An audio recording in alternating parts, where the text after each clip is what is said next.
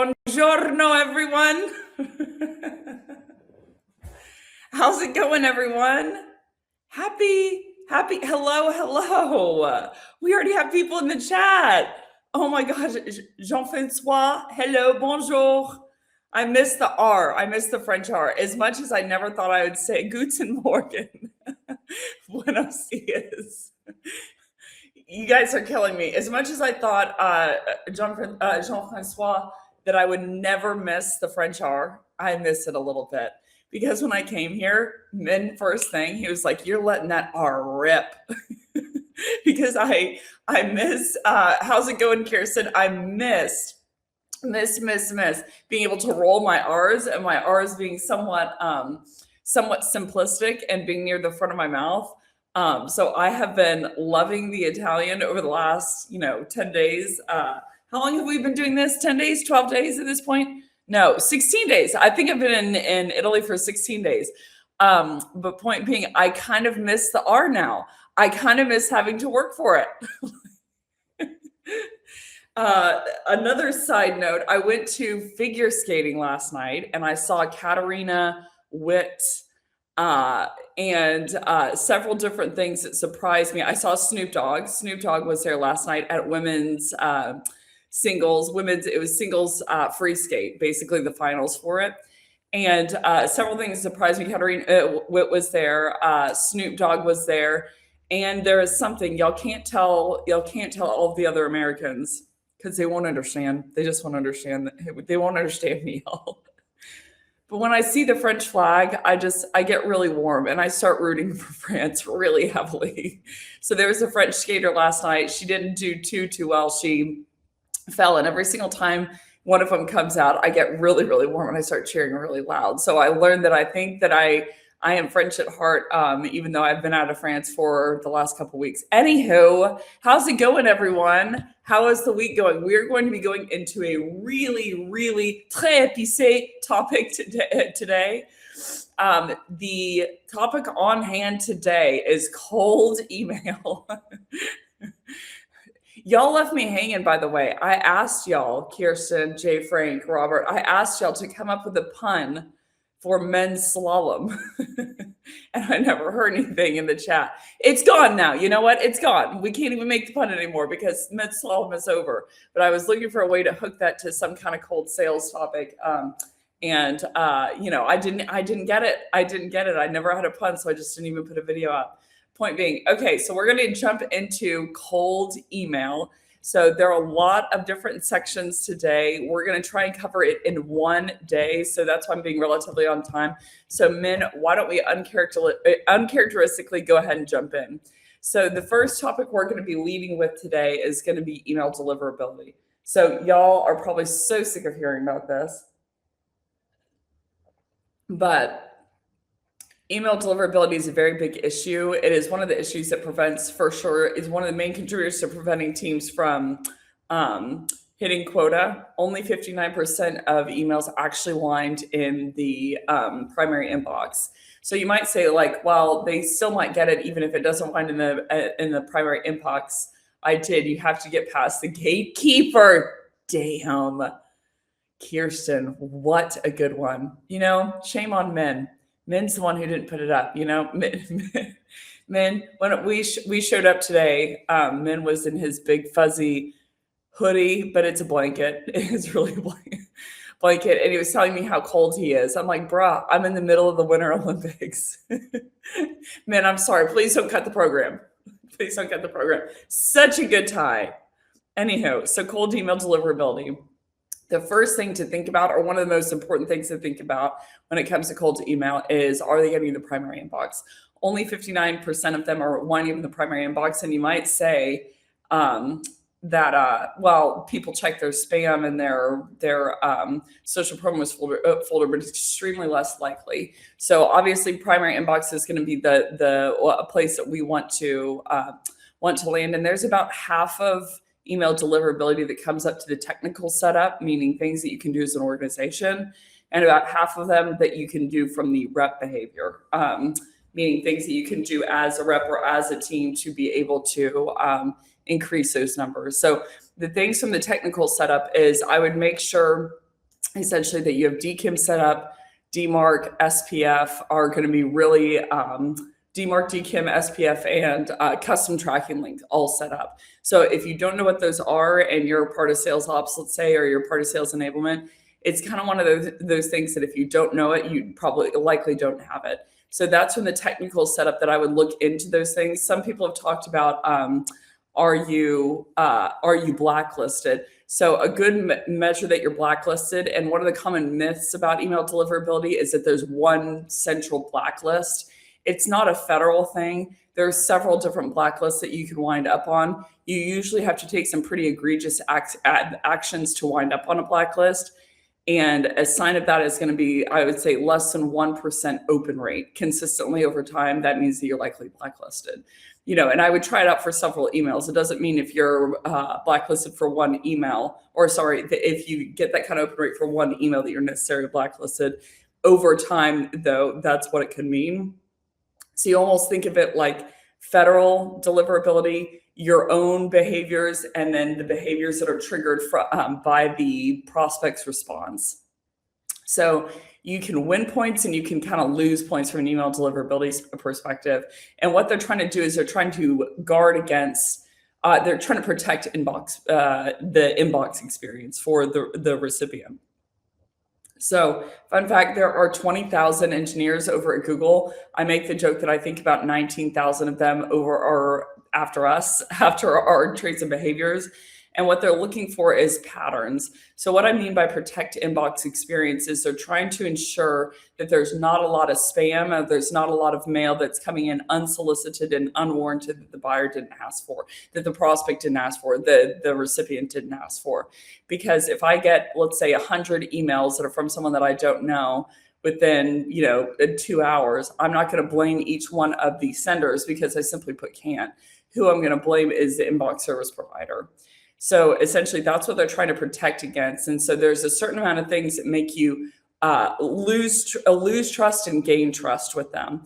So I usually liken it to, my sister has 4 kids, girl, boy.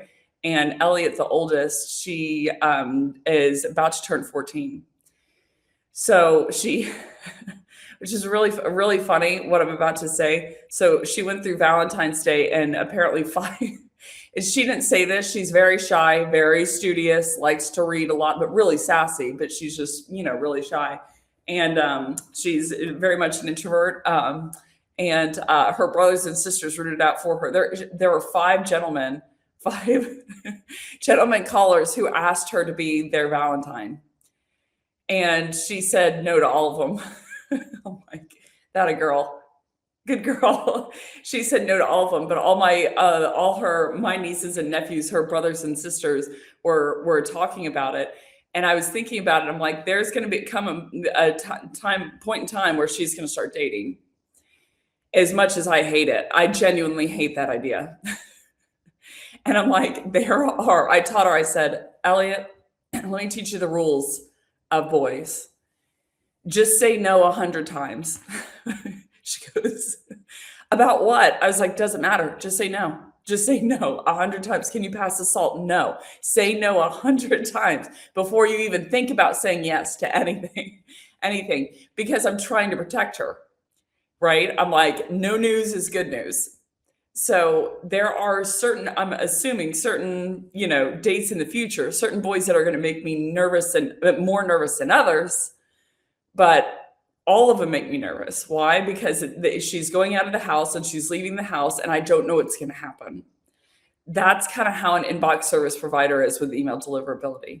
So if you are to send someone links, let's say, and they have to click on the link to go somewhere else, and it leads them somewhere else out of that inbox service provider, any kind of link is going to lead them out of in the inbox, which means it's going to make them nervous. So they're going to deliver it less. Now, there are some links that make them more nervous than others, like if it's a broken path, let's say, or it's an unverified site, let's say.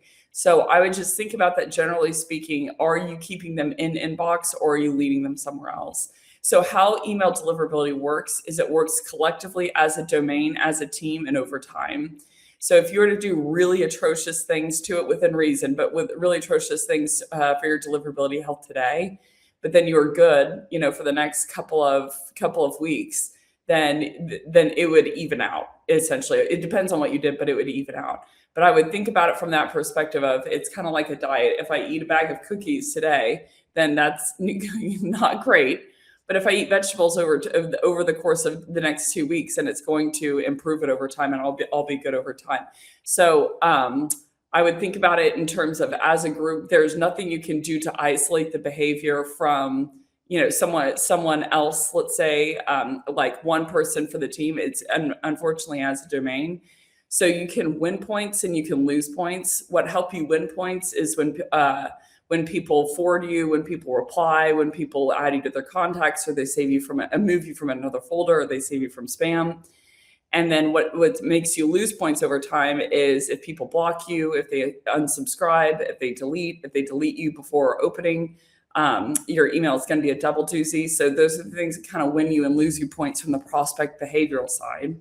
But the tips that I have in terms of how to help and hurt with deliverability. So less links, the better. No more. I would say, like, if you have a link in your signature to your phone, to your LinkedIn, to your website, every single time you include a link is like another date with Elliot, right? So it makes me nervous. So I'm going to deliver it less. No caps, like all caps will really hurt you. Red font, oddly enough, hurts you. If you send any more than 50 a day, it's going to hurt you. So some people will yell at me. They're like, how do you personalize at scale? And I'm like, well, by personalization, let's set the North Star of 50 emails, because if I send any more than 50 emails, that I'm going to be cutting off my nose just by my face anyway. I would avoid same subject lines. That's a very big hitter, meaning if you have a template, if you have a cadence, let's say, or you have a sequence, let's say, and there's 5 emails built with an outreach, for instance, then all 5 of them, you would say, need to have a different subject line. But it's not even just that. It's that each email that you send has to have a different subject line. So if I send one and Min sends an email, let's say, to someone at a different organization, even though we're different senders and even though it's different recipients, if it has the same subject line, it's marking us as a domain. So something to think about. No more than 50 emails. I wouldn't send them all at one time, like 1 o'clock, let's say, or all at 1:30. And I wouldn't send them at equidistant times. So like 1:05, 1:10, 1:15, 1:20, 1:25. You have to keep in mind, they are studying patterns. So anytime you have a pattern that looks like a robot and not a real person, that's when you're going to get hurt. There's a number of words that you should avoid. For instance, problem, solution, increase, free, 100% discount, anything not spam will oddly enough hurt you. But I'm going to get taken. And if you can put actually the cold email resource one-sheeter that we have in the chat, that would be really helpful. I'm sorry about my comments on your hoodie. It's a blanket, y'all. It's a big fuzzy blanket that makes him look like a peep. It's the best hoodie ever. Man, so point being, after I told them all your spicy secret, can you put the email one-sheeter in the chat? That has a list exhaustive of the words that I know. Now you have to keep in mind, I conglomerated these from a number of different lists. Inbox service providers aren't going to go through the hard work of putting together a list that helps them identify you and then publish it online. That's just not how it's going to work. But this was a common study among all of the lists that I did find online. What are some of the words that will really, really hurt you? Also GIFs, and GIFs will hurt you, or GIFs, however you want to say it. And any more images, images are fine unless it's over 4. I don't know why you need more than 4.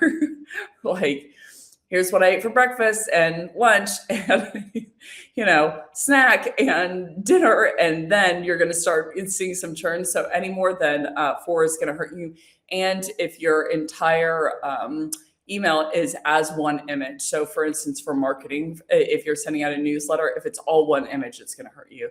So none of these things are going to kill you, but if you do enough of these behaviors over time, then it's going to, increase the likelihood that they're not going to be delivering the email. So that's the most important thing to think about. The reason I say it's the most important thing to think about is it doesn't matter if you were relevant if you didn't even wind up in the inbox.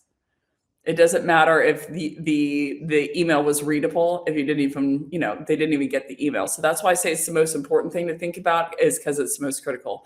And then there's the user themselves. I have a customer who has 50K unread emails in his yeah. So Robert's keying in on of like, okay, well, then does the person actually open it? Because of the amount of emails that they have. So generally speaking, a kind of to Robert's point, anything that typical salespeople do, I would not do. Why? Because everyone else does it. At minimum, even if it's a good behavior, which lion's share of the time it's not, even if it's a good behavior, you have to keep in mind it's a normal behavior. And what we normally do with sales emails, once we categorize them in our brain as sales emails, is we trash them. We hit delete. So I would just think about that, of when you're talking a certain way or doing a certain thing. For instance, most reps will send cold emails on Monday morning. It's just a very common time. Most reps have the point of view that nobody emails on Friday afternoon, and that's why it's the most effective. One of the reasons why it's the most effective is because there are much less people sending cold emails. So just look at your inbox over the course of the next week, meaning Monday through Friday, and just pay attention to how many emails you get from outside vendors and when. And it will shock you. It shocks me, at least, of like Monday morning, every single morning, I'm going to wake up and there's going to be an implosion of cold emails. And then Friday afternoon, it's going to be not a peep from people. So I would just think through that from a behavioral perspective. Okay, let's go into lap 2. Are y'all hearing the wear in my voice? I feel like I competed for the gold medal for ice skating last night. It was really fun, y'all. It was really fun. The ice skating. It's really interesting, especially the women are. I don't even know how they do what they do. Some of them, especially, I'm like, they're 5 foot tall. I'm like, how are they making that quad happen or that triple happen? So, okay, we're going to go into lap number 2, which is email readability, and subject lines. So email readability and subject lines. So let's start with subject lines.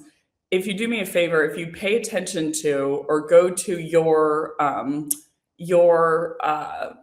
well, first of all, I'd click on your spam and your spam and your social promotions folder, and I would start to look through what winds up in those boxes, so you can get to know what does your inbox service provider count as spam. It will help you get to know it.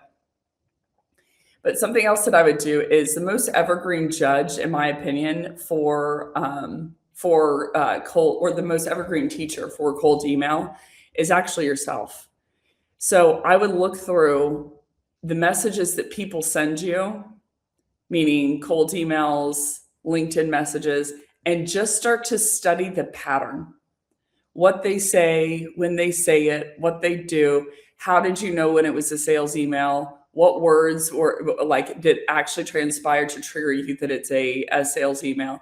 And just really start to study what is normal for sales reps. The reason that I say that is one of the biggest things that you're going to have to do is interrupt the pattern that you're a sales rep.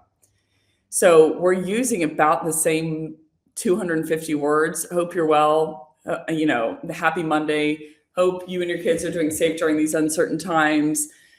Just checking in, just following up, just circling back, just bubbling this to the top of the inbox. Happy Monday. Hope.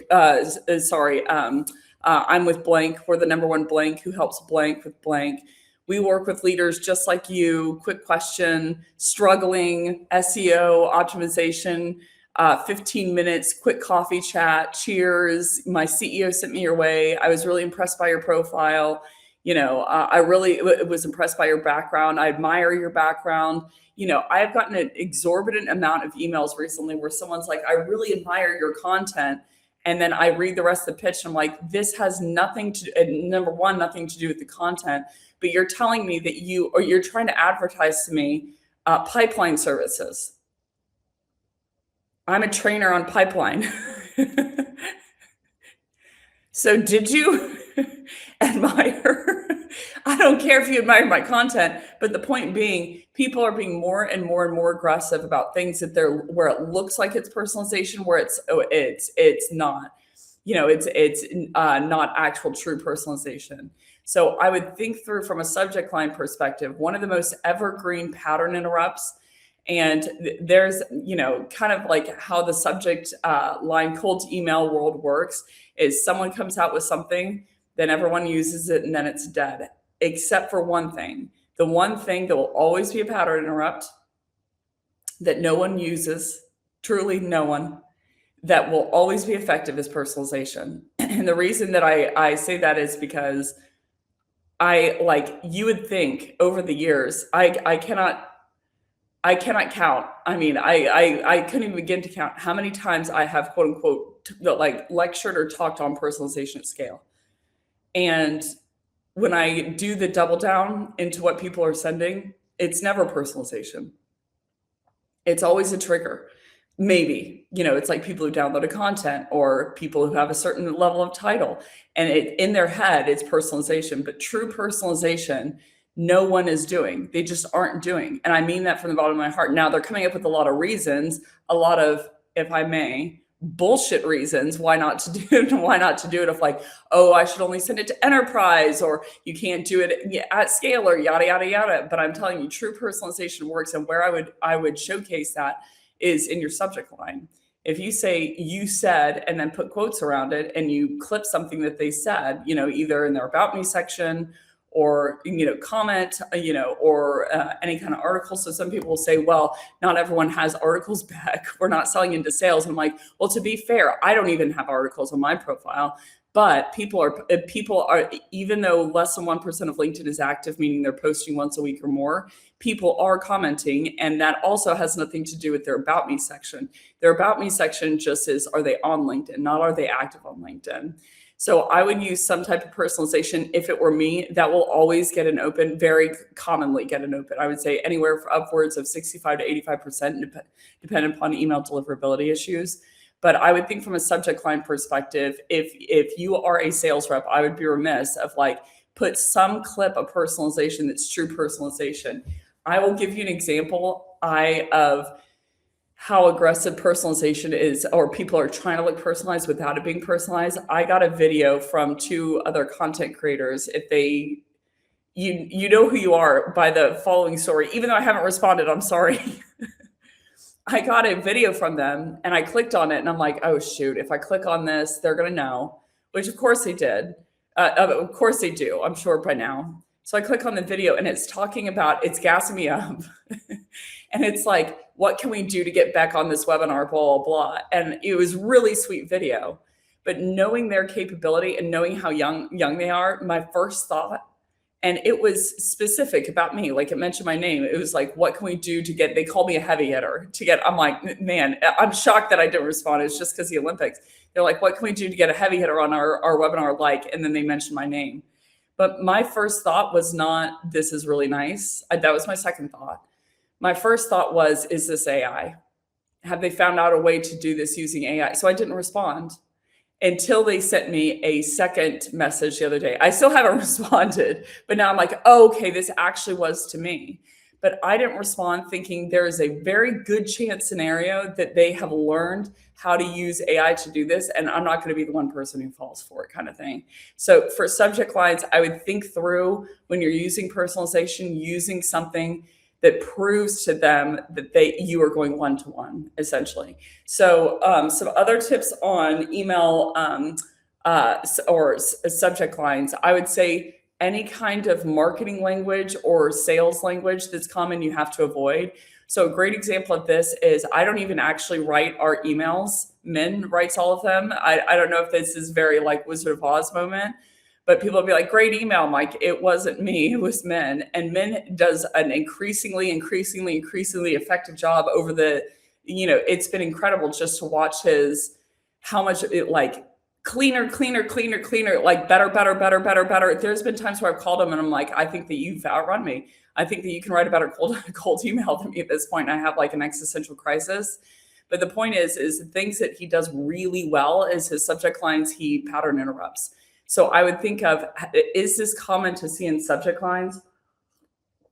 If it is, then if it's common in subject lines, you can't use it. If it's normal sales and marketing language, then you can't use it. So a lot of people, when they've gotten my emails before, meaning the ones that I use, they would say something like, "Well, I don't talk this way," and I'm like, "Well, nobody does. That's the point." So you can't use any common terms. So those 250 terms I just gave you, it's not that they're bad; it's that they're normal. And so like it triggers in their head, this is normal sales email. What I normally do with the sales email is I normally delete it. So I would just think that through. In terms of the actual email itself, no more than 4 lines, 5 max. I would not do 2 lines in a paragraph. I would do all of the lines separate. Any long blocks of text people can't read. Acronyms are your friend. Punctuation, especially when odd, punctuation is your friend. So you'll notice a lot in our writing, my writing and Min's writing, that we'll do an ellipses. And the reason is it's odd punctuation. So it catches people off guard. So again, your mind is tricked. It is trained into basically surfacing to you for the things that look abnormal, because it needs to evaluate whether, from a threat perspective, do I need to run away from this thing? Do I need to fight this thing, or is this thing okay? And so your brain is trained with the RAS system, the reticular activation system, basically sitting at the bottom of your brainstem, makes you pay attention to what looks not normal. That is what it's making you pay attention to, because the normal things you've already evaluated and you know what to do with. So if I normally see a stop sign, or I normally see a tree with some birds in it, then I have normally evaluated that it's okay, that I can keep walking. So anything abnormal grabs your attention. Less company mentions, the better. If you're going to do it once at the bottom. But I'd say, generally speaking, the more brief, the better, and 4 to 5 lines max. And I would use heavy, irregular punctuation. I sort of got that one. That reminds me of, this is a very probably inappropriate comment, but I'm not even going to say it. You know what, y'all? I'm turning 40 on March 1st, and I'm really encouraged with myself just now. I just filtered something. At 39.99 years old, I learned how to filter something that I shouldn't say. See, Mom, I told you it would happen. Yes, I'm always amused by the cold emails that tell me they're impressed with my profile and want to help me. Sorry. If you're watching this live or you're paying attention, everyone go like Robert's comment. If you are watching this in recording or you're listening to it, basically Robert said that he loves when he gets emails that say they're impressed by his profile and then ask if he needs help financing going to a certain university, which he's not going to that university. Totally. People do that to me all the time. They're like, I'm on a certain amount of boards. And so they'll be like, they'll talk about hiring at that company. Let's say Sendozo, for instance. I'm on Sendozo Sports. Shout out Sendozo and Chris. And they'll be like, what about your hiring needs at Sendozo? And I'm like, bro, I don't work full time at Sendozo, meaning I'm an advisor. That's what old crotchety advisors like us do, is, we don't work full time there. So point being, I get some wild stuff, like the amount of people trying to sell me pipeline services is crazy, that I'm like, y'all, I help with pipeline services, meaning, I help train teams to write better emails so that they can book more pipelines. So they're like, I'm really impressed by your profile. By the way, do you want to? They're a competitor. So anywho, I'm like, well, this makes me feel a little bit better. Okay, let's jump in to lap 3. Cold email is a very interesting game. Lap 3 is everyone involved in cold email. So lap 3 is 5 types of emails, breakup and bump emails, and what content include. But, the interesting thing about cold email is everyone has an opinion, and a very indignant opinion about cold email. Meaning, because there's not that real-time feedback of someone hanging up the phone on you, everyone thinks they're right, even if their open rate or reply rate is 0.01. It's just what people think. It's the I think game. I would say extremely few people have looked at the actual data behind emails. I'm going to go ahead and put myself out on the line. Beds of statistics when it comes to cold email. Here's one that I'm not going to filter. They're not real. Beds of statistics around cold email. Best case, and you have to keep in mind, they would have to get all of their user data to be able to study that, which they haven't. They haven't asked for permission for. So if they're doing it illegally. So if they have all this information, let's say that they have 3 billion cold emails, like they say that they have, they would need, I don't know, upwards of 150 to 200 Microsoft engineers and statisticians to be able to study it, which they don't. But even if they did have that, they would need an exorbitant amount of time. So when any kind of vendor says we've studied 3 billion emails, keep in mind the amount of time to study that amount of unstructured data. I can't even go into the amount of time that would take. And best case scenario, even if you did do that, you're introducing different industries, you're introducing different periods of time, you would also have to have the statistics into their CRM of what was actually effective, what actually booked a meeting, which they don't. And even if they did, they are studying something that is correlative, not causational. And they might represent that within the infographic, but correlation and causation, the difference is it's like saying, well, there's people who eat ice cream correlates, a high amount of people who eat ice cream correlates to a lot of sunburns, a high amount of sunburns. So if you want less sunburns, just eat less ice cream kind of thing. So point being, I would be extremely cautious / not read those statistics. They could be extremely misleading and unfounded. But point being, in terms of the cold emails, I always, when anyone tells me something to do, or anyone gives me information or data, I always question the heck out of the quality of the data, which 9 times out of 10, it's going to blow over, if I just go at it with one question. But even if it doesn't, I would take it into consideration that there's a number of different variables that could skew the results from what your actual use case is. So in terms of the 5 types of emails that you can send, or the 5 types of emails that I send in my sequence, 3 of them have a line of personalization, 2 of them and are the original thread. 2 of them are response emails, meaning bump emails. And where you're always going to get the most results are going to be email 1, email 2, regardless of who the writer is, email 1, email 2, and then email 5 if you do it appropriately, which is a breakup email. A lot of spicy takes around breakup emails. I'll just say this, for me and my breakup emails, for sure, like over the last, let's see, how long have I been doing this in terms of like monomaniacal study on email? I would say the last 10 years, the last decade, the breakup email is always the strongest. Now, how people normally write them, that's not true. But the breakup emails is the strong in terms of response rate and booked meeting rate and the level of decision maker. So those middle emails are always going to be the trough emails. And where I quote unquote multi-thread, I would never multi-thread without a reason, meaning I would never attach an email, reply to an email without a reason. So in email 1, 3, and 4 are single threads. Email 1, 3, and 5 are single threads. Email 2 and 4 are multi-threads, meaning I am responding to an email, but usually I do it with a reason. So in the 4th email, I'm falling on my sword.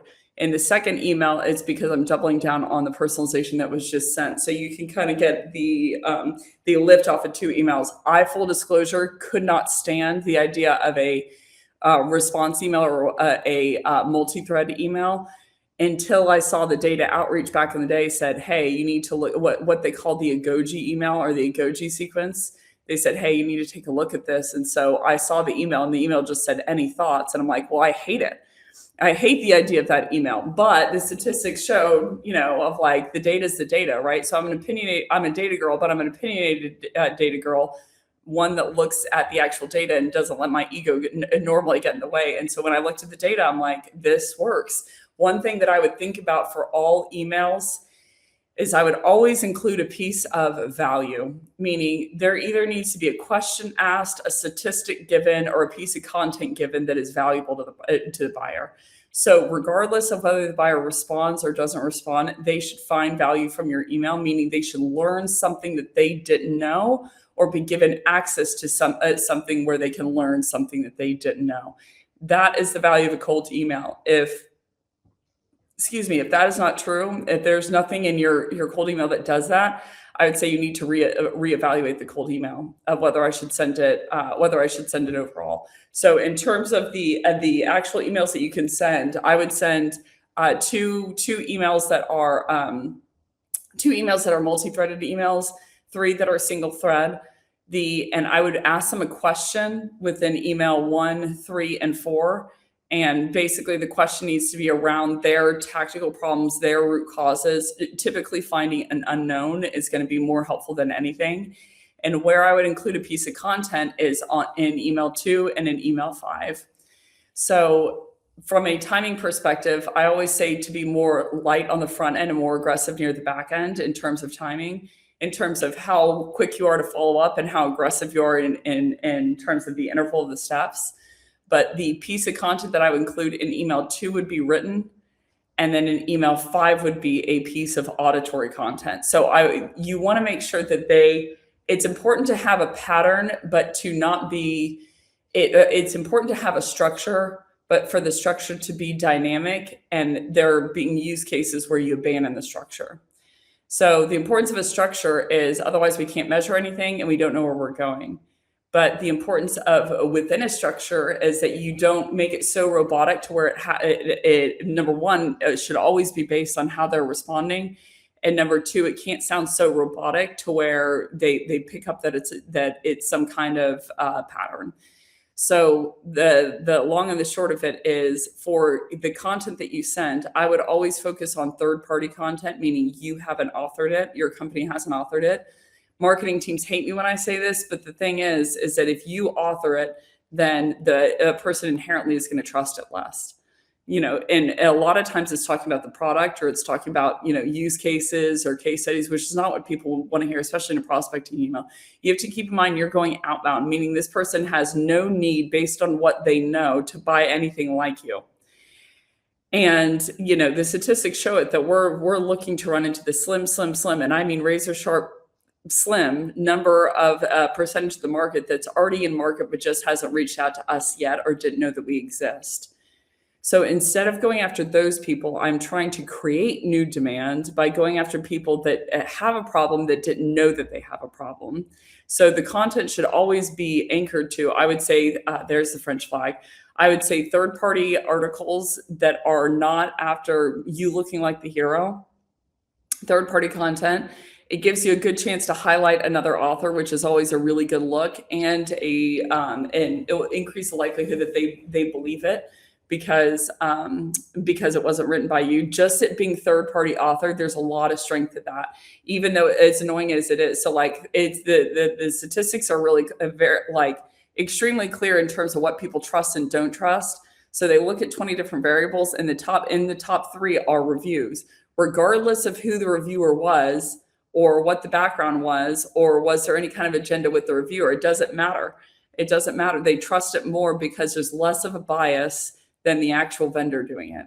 So in terms of content that you send over, I would pick a third-party piece of content, and I would more clickbaity the better, meaning top 15, top 20, top 40 things to not say in 2026. For instance, it's annoying, but that is when you can structure something, that's when people will start to read it. And I would tease out a specific point of interest. So, good example, you could say, I thought you might like this article on X, Y, and Z, or the top 20 questions that sales leaders should be asking in 2026, especially question number 3 of, do I have a custom tracking link set up?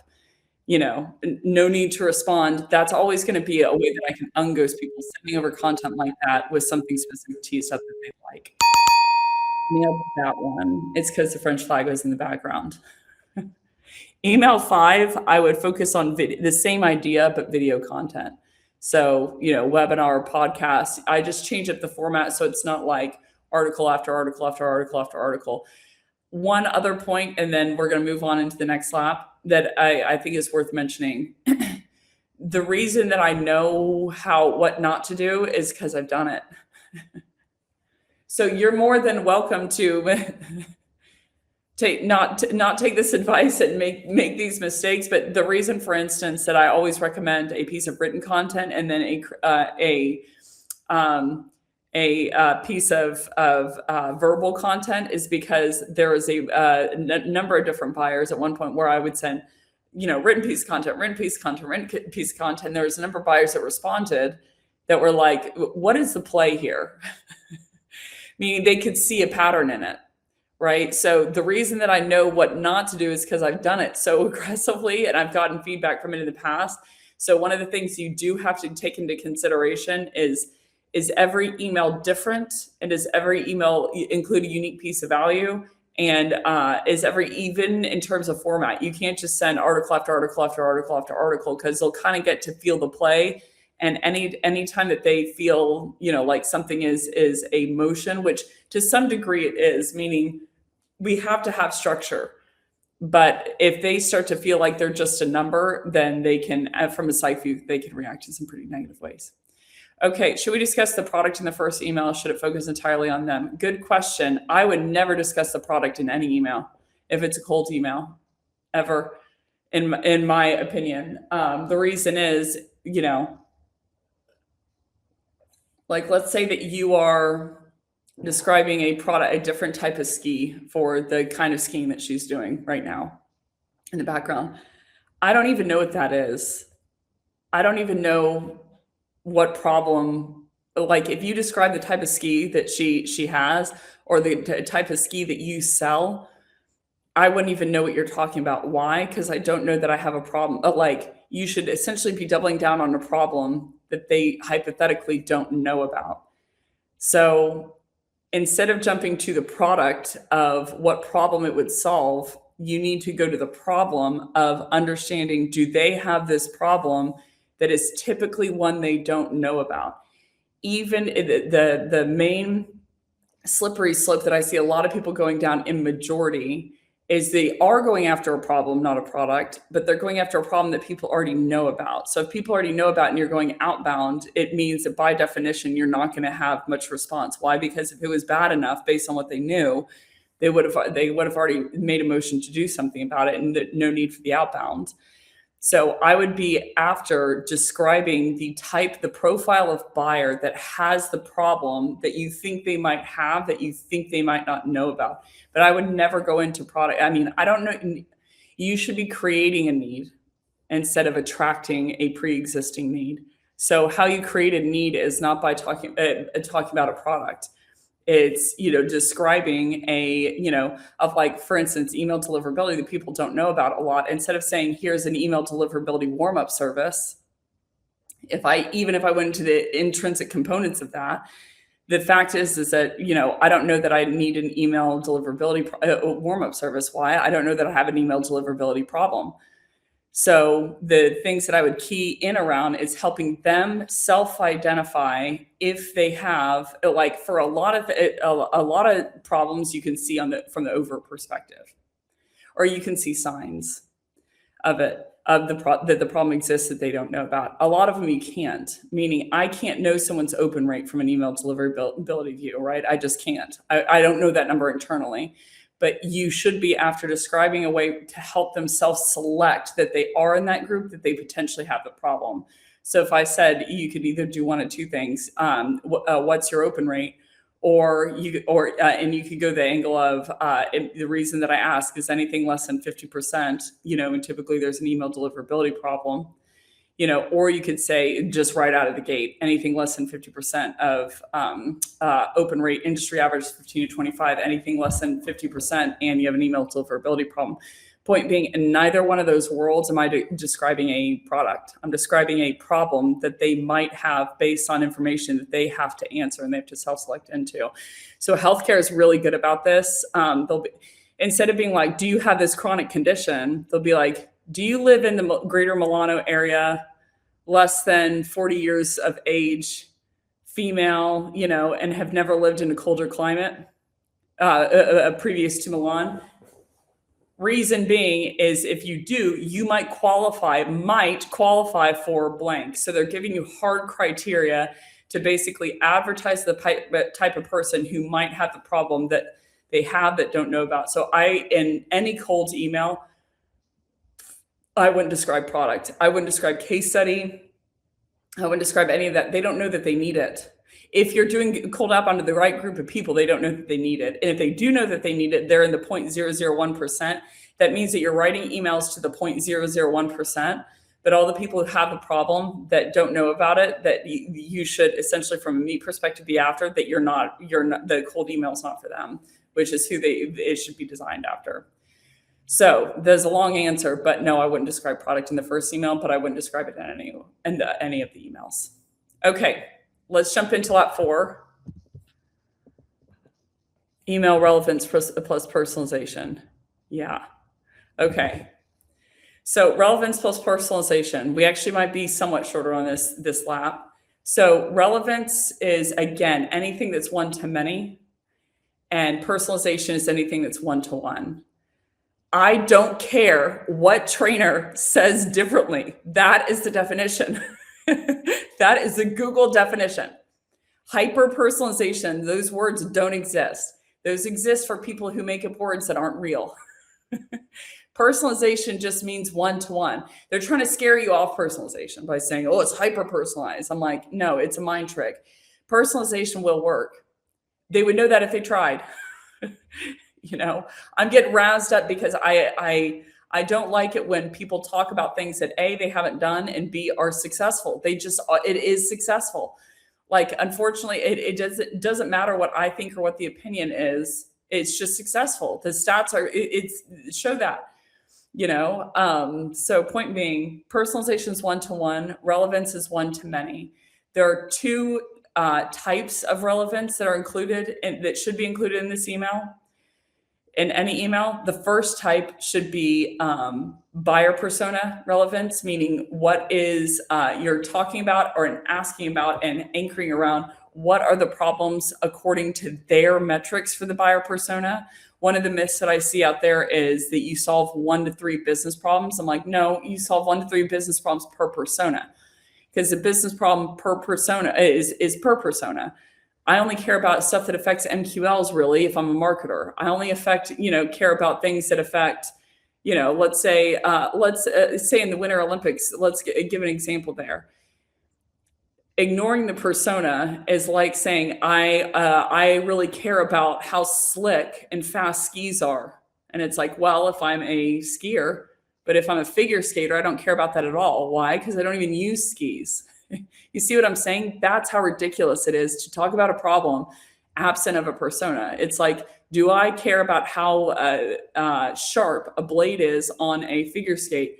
Well, if I'm a figure skater, then yes. But if I'm a ski jumper, a long jumper, then no, I don't. Like, I care about, if I'm a long jumper, how long the skis are and how light the skis are. Why? Because they'll help me fly further. But if I'm cross-country skiing, for instance, do I care about how light they are? Within measure, because I care about how much I'll have to lift them for my feet, but not as much. It's equally as important to me of how fast I can go in them. I won't care about how quick I can go with them necessarily within long jumping. Why? Because it's not what I'm after. It is dependent upon their goal. Of like bobsledders, do they care about how fast a ski is? No, they're not using skis. Why? They're a freaking bobsledder. So it's like every single metric, every single problem should be anchored to their metrics as a buyer persona. So that's the first type of relevance. And the second type of relevance is trigger-based relevance. So that is, what action have they taken, or what action has the market taken on them to create a problem? So both of those types of relevance could be in an email. The one that's mandatory is the buyer persona relevance, for sure. The trigger-based email or the trigger-based relevance is if they hit that trigger. So for instance, and there's 4 types of triggers. There's inbound, which is which we went over, I think 7 days ago. Inbound, you have the trigger is that they raise their hand. Postbound is they took a non-hand raising marketing action, like they downloaded content. Bridgebound is the market took an action on them, or they took an action within the market, but not in relationship to your marketing team. So for instance, they requested a demo and didn't schedule one, or they firmographic ones of they open a new headquarters, they open new locations, or they an inbound referral from someone within your C-suite, for instance, or they just bought an adjacent piece of tech. So those are like bridge-bound examples. If you're going to include those, which I highly suggest that you do, I write an entire sequence around it. And the first email and the fifth email are the ones that are different. And how you include those triggers is just you mention the trigger plus, and then you say, but more importantly, and then you go to personalization. I noticed you downloaded content, but more importantly, and then you go to personalization. I noticed that you live in France with the French flag in the background. But equally as importantly, I saw that you wrote this article on blank. So the relevance trigger that's one to many, talking to you trainers, one to many is relevance. The relevance trigger is people who live in France. The personalization is something that they've specifically done. You need in 2026 and beyond, you need both. You just do. You really do. The one that will cause a more dramatic increase is not the trigger. It's actually the personalization. So if you're going cold to outbound, then if you don't have any one of these triggers, I'm pretty sure France just won. Yeah, that's right. Good for us. C'est bien. Jean-François, I hope that you're watching. Even though you're in Canada, same thing. C'est le même. Same thing. We just won. Go us. Point being, if you only can include one, like let's say that you're not including a trigger, there's 139 triggers of what you could include. If you aren't including one of those, then you can just go straight into the personalization. The reason for my outreach is, you go into the personalization. The second line of the email is where I ask a question and where within 3 to 4 words, I hook the personalization to the buyer persona relevance. So again, the question that you're asking them, you know what, maybe I should bring a French flag tonight. I'm doing speed skating tonight. Maybe I should bring a French flag and just like wear it. See if I can get on TV. So point being, the question that you ask needs to be around the metrics and the problems that you solve for that buyer persona. But at the beginning of that question, I would hook the personalization to the relevance. Now, the best piece of personalization is always going to be according to a problem that they have, if you can do that. Meaning, I would always suggest that the personalization is to the problem that you solve for and the problem that they likely have that they didn't know about. If you can't do that, in an absence of that, I have an entire guide of personalization premises that you can use for them in specific around behavior. So, the first bucket is self-authored content. The second bucket is engaged content. They didn't author it themselves, but they engaged with it. The third bucket is self-attributed traits, things that they said about themselves, company line, byline, and headline. The fourth is junk drawer. The fifth is background centric, anything about their professional background. And the sixth is company centric. I would use those in descending order, meaning the higher buckets are going to work the most and the lower buckets are going to work the least. And then even within the list that's given, that's the exact verbatim order that I would use them in. However, you're going to have to pick 3 pieces of personalization. If you're going to write a 5-email sequence like I'm suggesting, you're going to need to put 3 pieces of personalization to use across the sequence. I do it all in 5 minutes, all at the very beginning, so you don't have to research them ever again. It's quick. It's much easier than I think people realize. However, I would just keep that in mind of what you really need a human for is to understand which pieces of personalization am I going to use and what that has the best hook as well.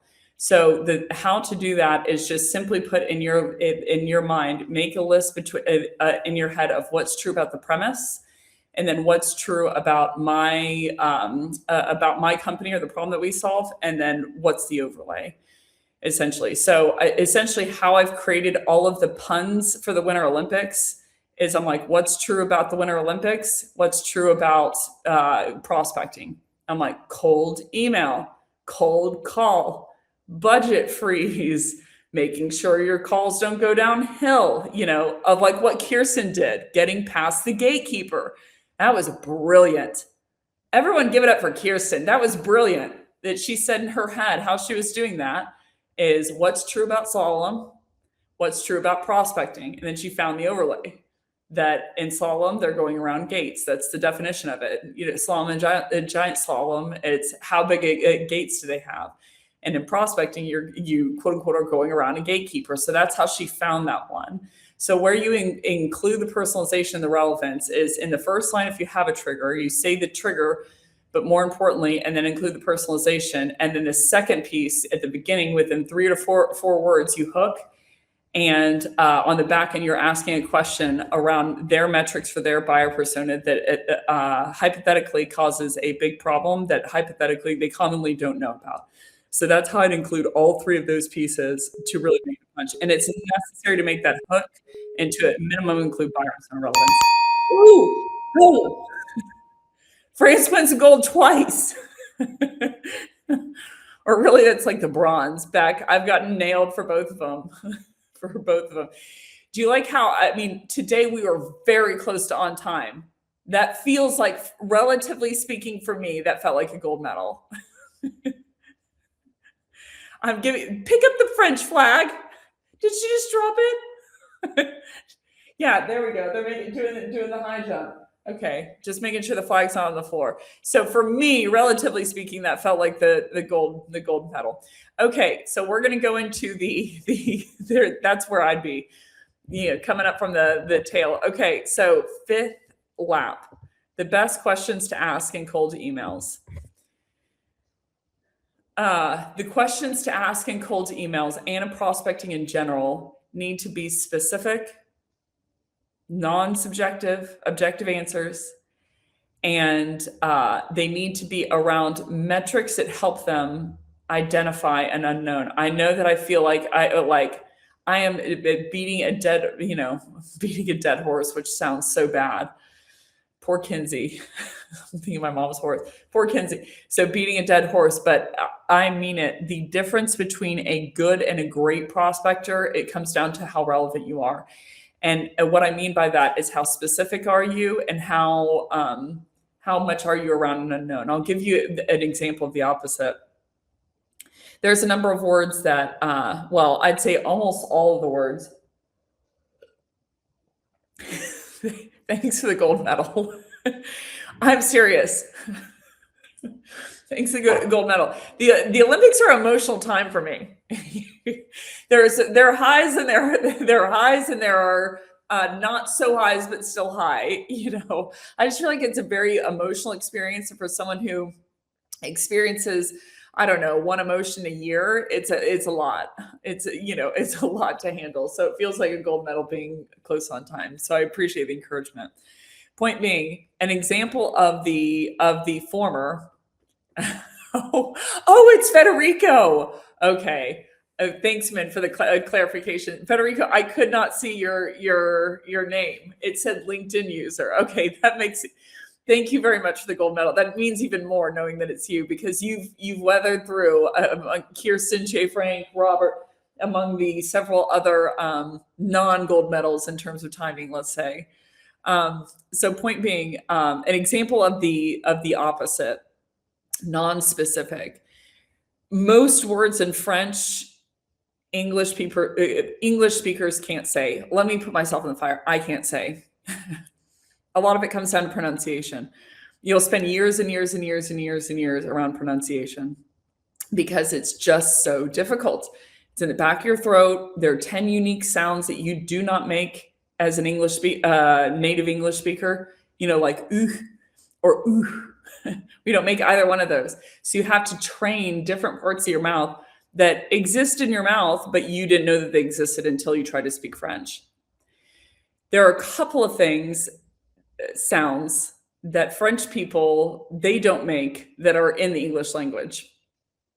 There's an overwhelming the other way around, but there are a couple of sounds that we make that they struggle with. A hard H is one of them, so like hatchet, that hard H, they're used to using the H in a more open sound, like hourly, that one's okay. But like hatchet, that's a tough one for them. So one of the examples of this, There's two examples of words that I know that French people always struggle, typically struggle with.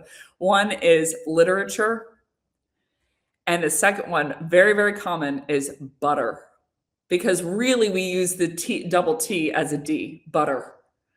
And so I try and tell them, I'm like, be more lazy. The more lazy, the better in how you're saying it. So how they end up doing it, how they end up trying to say it is they start to say, which I know this because I do it often. They start to say butter and then they just kind of trail out and make it ambiguous, thinking that we don't know. Like they'll be like, "Can you pass the butter?"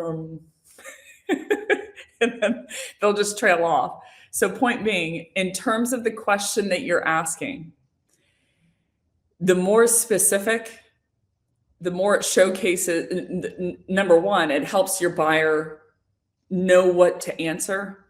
It helps your buyer know that you're after something that could be to their benefit, that you might know more than they know. But if nothing else, it helps them understand that you're not just saying random stuff to try to get them to reply. So if I say, do you have good email reply rates or do you have bad email reply rates? Well, number one, it's a trap question. It's a leading question. Someone would know and they'd shut down. But that's a different question than, do you have an email open rate that's anywhere from 30% to 45% or anything less than 45%? The reason that I ask is industry average is 15 to 25, but anything less than a 50% subject email open rate and there's deliverability problem. That person knows something about cold email. The first person, I'm not sure. They might, but I'm going to assume by default that they don't. Because usually the reason someone is being ambiguous is they're either trying to advertise to a mass group of people or they don't know what they're talking about and they're hoping that you'll buy anyway. So when I'm asking a question, it needs to be very specific, and it can either be, what is this? Or if you want to do it within a cold email play, if is your blank less than blank, or is your blank more than blank? Like you're giving them a range essentially. But then you're going to need to follow up with, the reason that I ask is, and then you're explaining the stat, anything less than a 50% open rate. So if you could do me a favor, go back, check your email open rate. And if you're anywhere within blank to blank, if you give me, 15 minutes on Thursday to go into yada, yada, yada. And if you're anything more than blank, then you're actually, completely okay. I'm going to take some tips from you. So those are the two ways that you can do it. But the very, very important thing is that you're specific within the question, that is specifically to their types of metrics. I wouldn't be talking about deduplicate rates, duplication rates within the data in the CRM if I'm not talking to a sales ops manager, for instance, that it's around their metrics in specific, and that you're after finding an unknown. I cannot stress enough, and I know that I've talked about it ad nauseum. I realize that. But I'd say 100% of value props that I've seen, even if they are specific, which I'd say 0.01 is specific, but even if they are specific, they are not after an unknown. They're like, and again, I'm going to take this onus. I hear trainers every single day recommending that people say, we work with people who struggle with blank, and they're ambiguous in terms of the value prop. And I'm like, you're going after a known at that point. To go after an unknown, which is the only thing that will create results in outbound, to go after an unknown, you have to give them an indicator that will help them identify that they're in this group. So it helps you identify that they might potentially have this problem. I can't say, do you have this health condition? Do you have an email deliverability problem?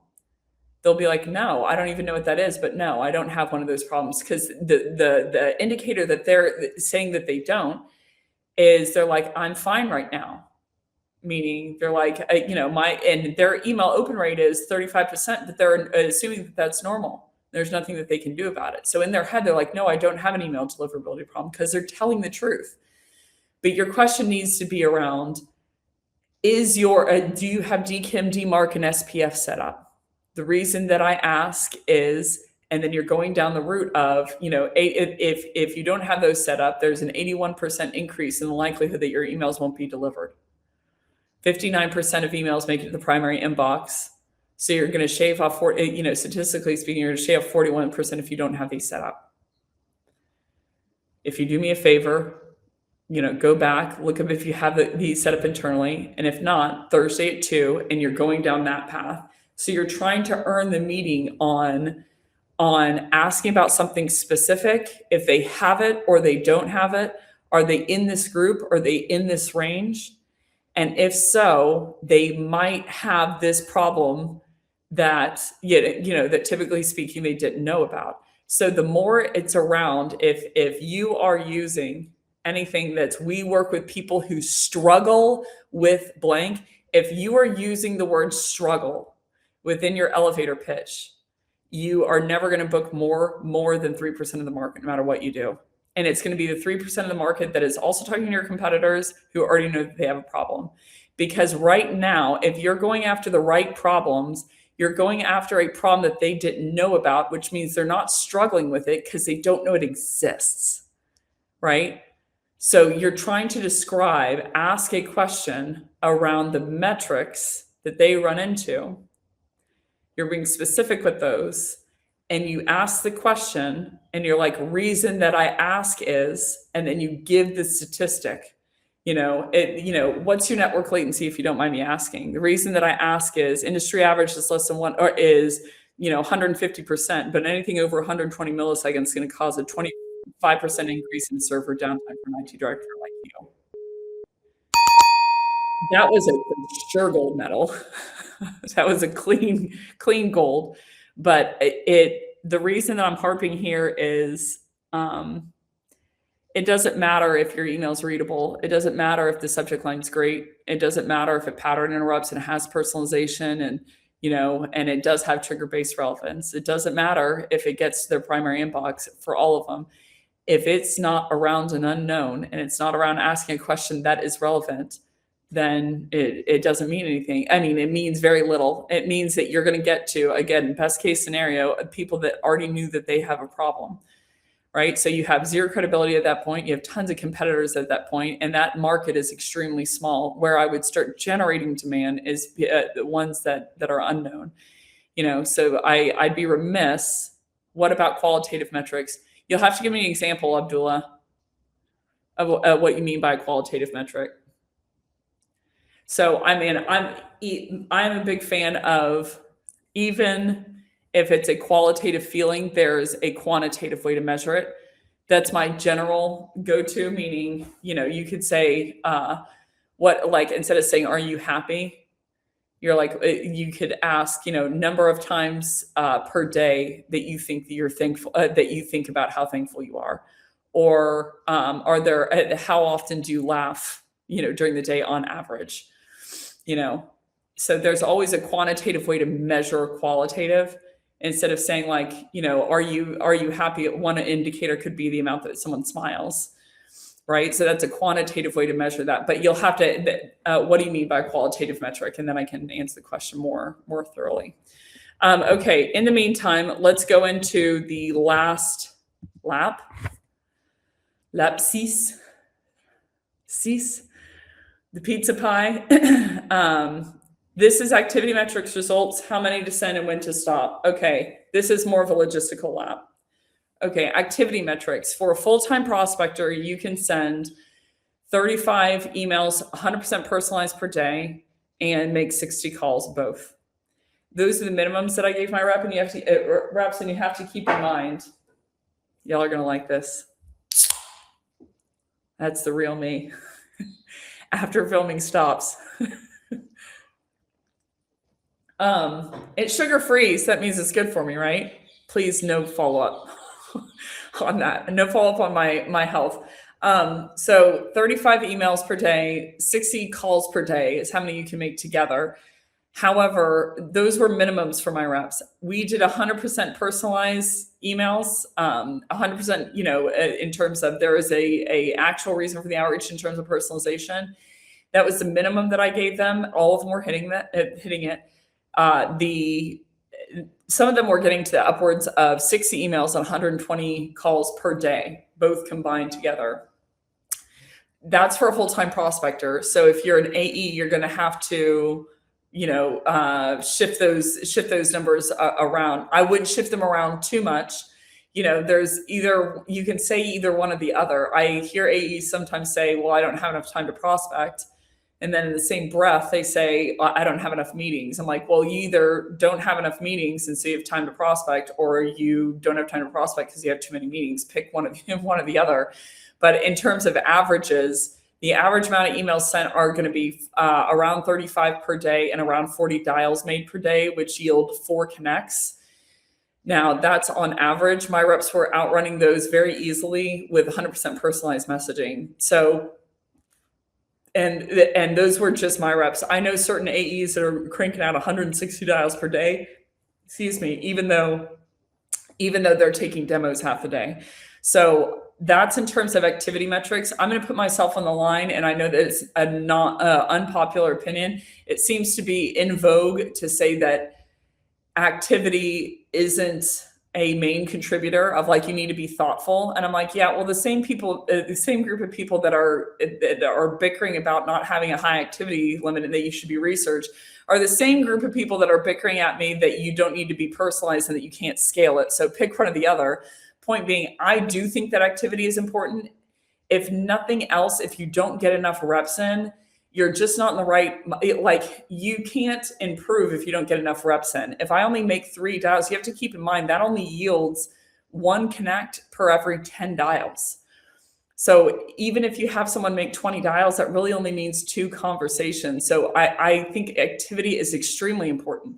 And I think it's also an indicator on rep health, meaning how in it are they, how aggressive are they, how much are they going to make it happen. I have not seen a rep who had high activity who wasn't successful in the long term. I also have not seen a rep who was successful in the long term that didn't have the very minimum like 90 in terms of activity. The reps who are winning are the ones that are just getting out there and doing it. There is a certain amount of grit that goes into prospecting. There's going to have to be from the long-term perspective. You're going to get told no. Some people are going to hang up on you. Now, there are a lot of things you can do to prevent that from happening, but it's just going to happen. People have yelled at me before. They've yelled at me before. Like, people have hung up on me before. It's just happened. Usually much more my earlier years. But point being, there's just a certain amount of grit that you're going to have. That's sales, that's life. You're just going to have to grit through it. So I think that I would be remiss if I didn't say, again, I think people are being too light on themselves. I think that people are being too light on their teams. I think that they're being too light on account executives and SDRs. Some of it is about just getting out there and wrestling it to the ground, making 15 freaking dials right in a row. Why? Because that's what you have to do. And a main contributor to that is activity. So I am, of course, an advocate of writing heavily personalized emails. However, if you're only sending out 3, like I had a rep who is very quote unquote strategic, and his emails converted. I mean, he put a lot of thought into them. He got outrun by a kid, so to speak. This was 3 teams before I started Flip the Script. This kid, who didn't know quote unquote know anything, who wasn't strategic at all. He was much less strategic than the first rep. Why? Because he was just in there banging out dials and you weren't going to tell him no. That's just what it was. So I think that both of those elements are necessary. I think hiding behind, well, that's not how people communicate, or it's just an excuse.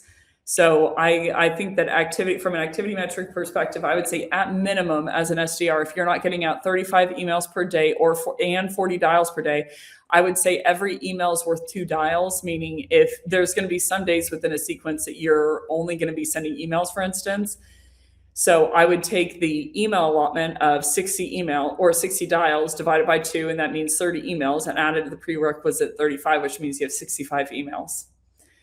And then the flip, if you're only going to make calls, 35 emails times 2 is 70 calls plus the prerequisite 60, which gives you 130 dials. So if you're only going to do dials, you can make 130. When those numbers aren't being hit, it is a will problem and it is an accountability problem.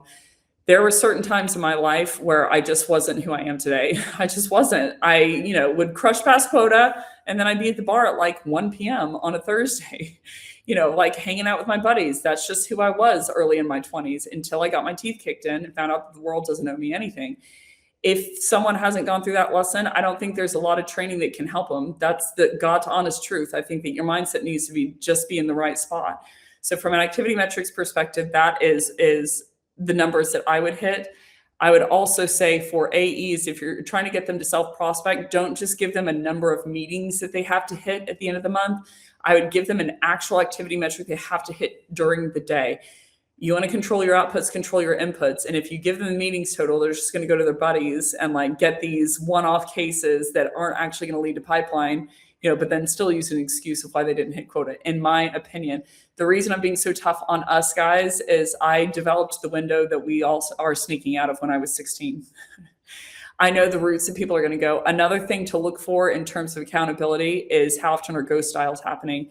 Anything less than 8 seconds, anything less than 5 seconds for sure, but I would say 8 to be fair, is a ghost dial. So I would run a report on how many calls are being made that are lasting less than 8 seconds, because even if someone doesn't pick up, it should last 8 seconds. And so that will give you a marker on the ghost dial. In terms of the sequence, the ones that will convert are emails 1, 2, and 5, the breakup email. The breakup email should be exactly that. You walking out the door, giving the original reason for why you did outreach, and including a piece of saying, taking the guilt and association off of it or why they're not responding. I don't know, maybe it's me, but I'm getting the feeling that now it's just not the best time to connect. I'm the annoying sales rep who can't take a hint. If so, no worries. I'm here if I can be of any help now or later down the road with our company or with anything in general. Either way, keep the great articles coming. It's nice getting to follow you for a little bit. And, if I can be of any help in the meantime, and perhaps we'll connect down the road. Take care, and then you sign it. It is the most effective email. If you're actually closing the door, you're not pinning guilt on them of like, you didn't respond because you're a bad person, or you must not value your team, or whatever it is. Giving them a piece of content of like, in the last move, you show people who you are. If they aren't giving you what you want, who are you then? If they're not giving you the meeting, who are you then? And if you're showcasing them that like, it's not their fault, it's your fault that they didn't respond. Some people say, well, is that low confidence? I'm like, it doesn't matter if it's low confidence, it's the truth. It's not low confidence to be self-aware. It's the truth. And if you're saying that of like, and taking the guilt off of them and including a piece of content, it is an unruly reply rate. So that's how I'd sum up a breakup email. And so emails 1, 2, and 5 is where you're going to see the highest results. I would say if you're using true personalization, meaning a piece of personalized data, the whole email doesn't have to be personalized, but a piece of personalized data, my cadences or my sequences, they get at, minimum, even if they're deleting a lot of the email, 15% reply rate.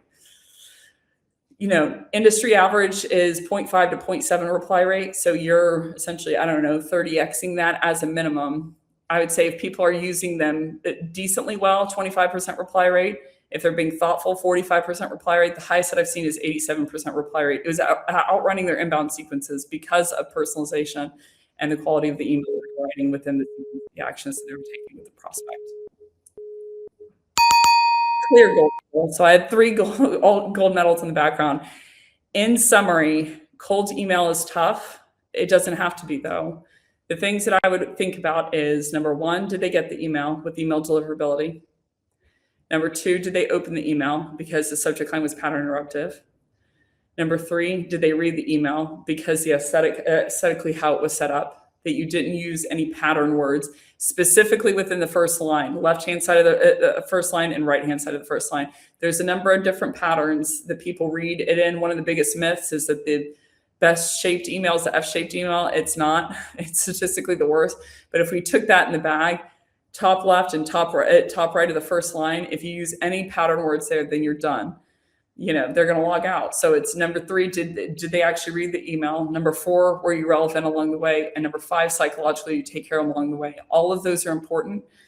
Email has become an interesting game, a fun game if you study, but a brutal game if you don't. So I would just take a look at the email and say, do most reps say this? Is this salesy? Am I actually adding value? Is this specific to them? Is it personalized to them?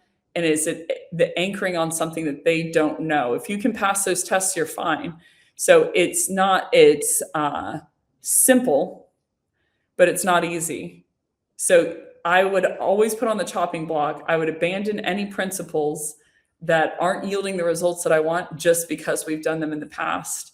So most of the behaviors that are hurting us the most are the ones that we've done, people are doing every single day. There are 8 billion emails being sent out in just this moment with hope you're well, near the top. So I just challenge myself to say, am I actually adding value here? Am I actually teaching them something they didn't know? Am I actually including a piece of content that they like? Am I actually asking a question that's specific to them? Anytime you're using good, high, bad, low, it's subjective. It means you're not asking a specific question. Or am I writing the classic elevator pitch of, we work with people who struggle with blank? If you are, then the results are going to follow in tow in either case scenario, which I know is not what we want. So I have to ask myself the hard question on, am I adding value? Is this specifically to them? And does that showcase that and put our best foot forward? Or does it not? And do I need to start over from the beginning? That's it. That's it for cold email. It is cold outside. You know what? I sat outside last night trying to edit some photo after figure skating. And all of a sudden I'm like, I've been out here for 30 minutes. I'm like, I'm cold. I need to go inside. Like brand, for example, if there's a brand manager or brand director, they're measured on brand and consistency. Totally. Abdullah, like just the fact that that puts that ahead of most. You're saying in terms of qualitative metrics. So a brand director, for instance, we'll do this on the line, and then I promise we'll close out. If you go to Ask GPT, for instance, I'll do this for everyone just so you can see it, and then I got to get going to speed skating. Okay, so what I do. I think I can share my screen. I've never even tried this. Let's see if I can. Yeah, I can. Okay. I'm going to share my screen so y'all can see this. Can y'all see that? Yeah, you can. Oh, look at that. Okay. So for brand director, for instance, how to get to know their metric. There's always quantitative metrics on what someone is measured on.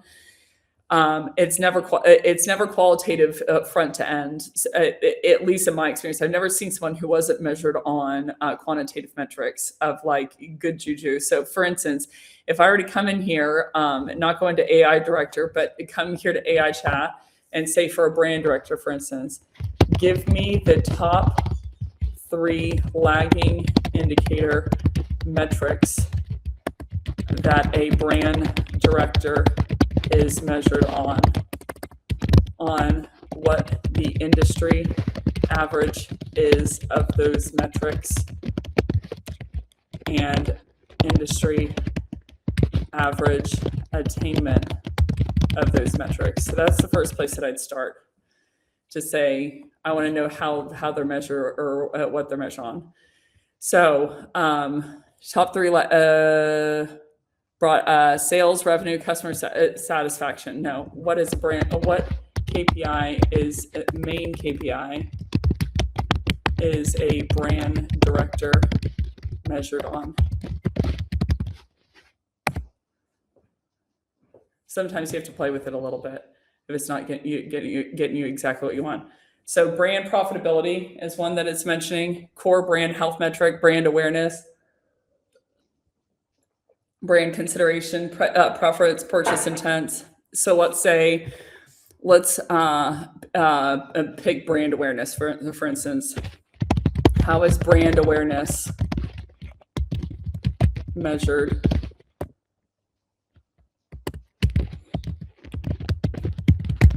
Measured from a KPI perspective for a brand director. So I would look into all of these, and I would also look into,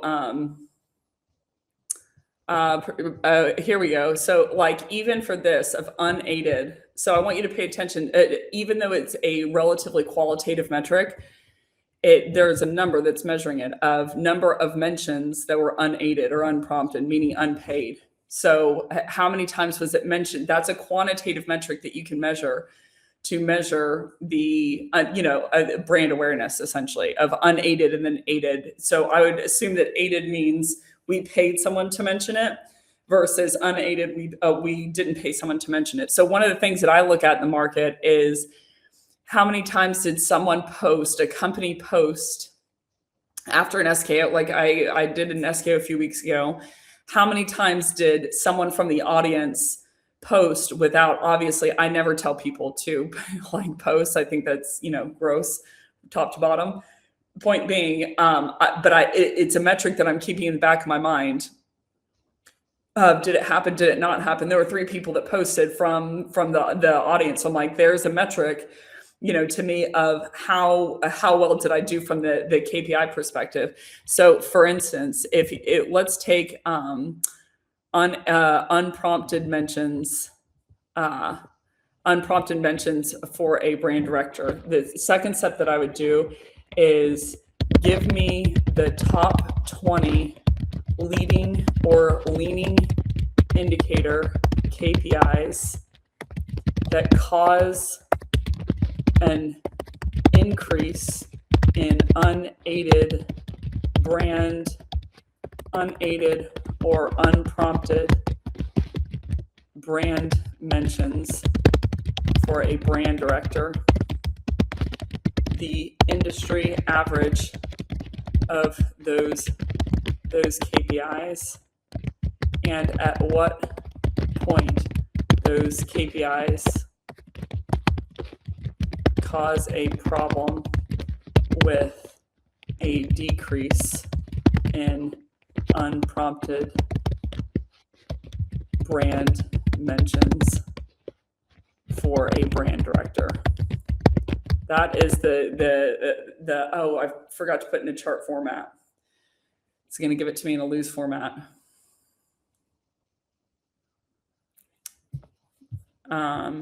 No. Okay. Sorry, give me a second. I'm doing this live. Okay, give me an increase in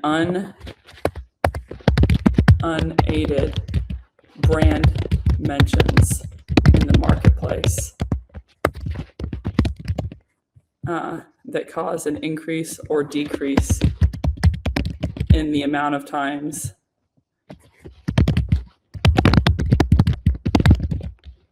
someone mentions a brand in the marketplace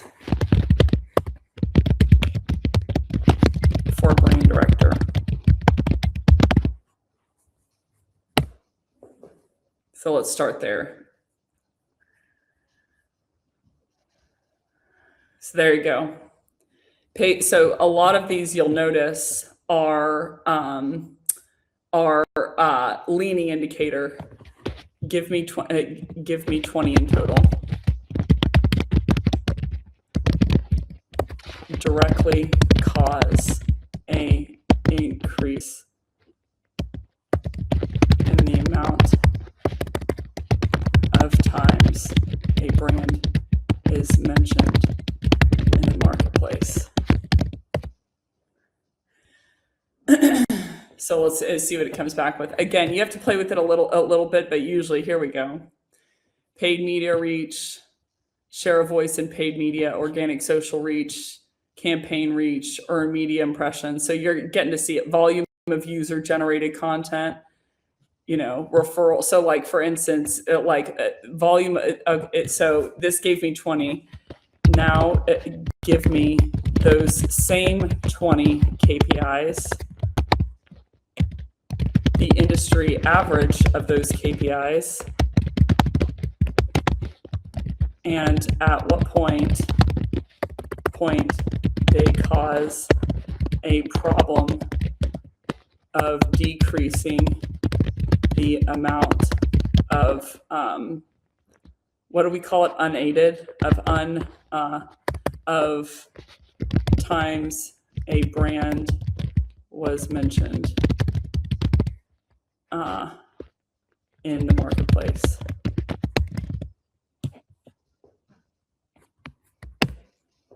Oh, I forgot to put it in a chart format, so it's going to spit it out long tail. Okay, so basically, no, give me the same 20 KPIs as above in a chart format with the industry averages of those KPIs.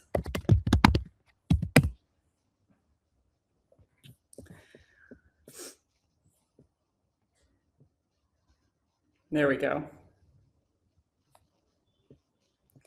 So here you go. It's a benchmark, often aimed for the share of voice at or above market, no universe. So you're getting the point here. It's giving you all of these. I would add a column on the industry averages of those KPIs, and add a column about what specific point those KPIs cause a problem with decreasing the amount of brand mentions in the market.